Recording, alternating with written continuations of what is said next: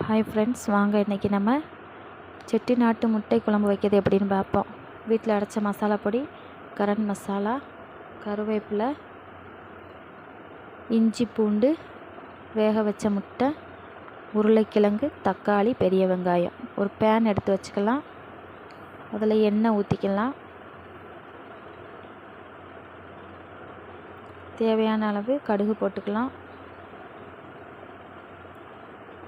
கருவேப்பிலை போட்டுக்கலாம். பெரிய வெங்காயம் போட்டுக்கலாம். இப்போ இதை நல்லா எண்ணெயிலே வதக்கி எடுக்கலாம். பெரிய வெங்காயம் பொன்னிறம் ஆகிற வரைக்கும் வதக்கி விட்டுக்கிறணும். நல்லா வதக்கி விட்டதுக்கப்புறம் இஞ்சி பூண்டை போட்டு நல்லா வதக்கிக்கலாம். தக்காளி போட்டுக்கலாம். இப்போ இதை நல்லா வதக்கி எடுத்துக்கிடலாம். தக்காளியில் இருக்கிற நீர் இறங்குற தட்டி வதக்கிட்டு மசிச்சு வச்ச உருளைக்கிழங்க அதில் போட்டுக்கலாம்.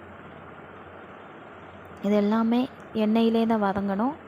எண்ணெயில் வதங்கினா தான் அதோட டேஸ்ட் அப்படியே இருக்கும். இப்போ இதில் வீட்டில் அரைச்ச மசாலா பொடியை போட்டுக்கலாம். பட்டை, கிராம்பு, ஏலக்காய், சோம்பு, சீரகம் இதை வறுத்து அரைச்சிருக்கேன். இப்போ இதில் கரம் மசாலா போட்டுக்கலாம். 2 டேபிள் ஸ்பூன். இதையும் நல்லா மசாலாவை கூட சேர்கிற அளவுக்கு கிளறி விட்டுக்கிட்டு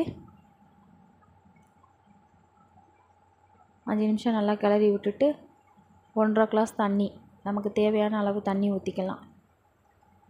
இப்போ இதையும் நல்லா கிளறி விட்டுட்டு தேவையான அளவு உப்பு போட்டுக்கலாம். உப்பு போட்டதுக்கப்புறம் நல்லா சிம்மில் வச்சு நல்லா கிளறி விட்டுக்கலாம். கிரேவிக்கு தேவையான அளவு தண்ணி ஊற்றினா போதும். இப்போ இதை நல்லா கொதிக்க விட்டுட்டு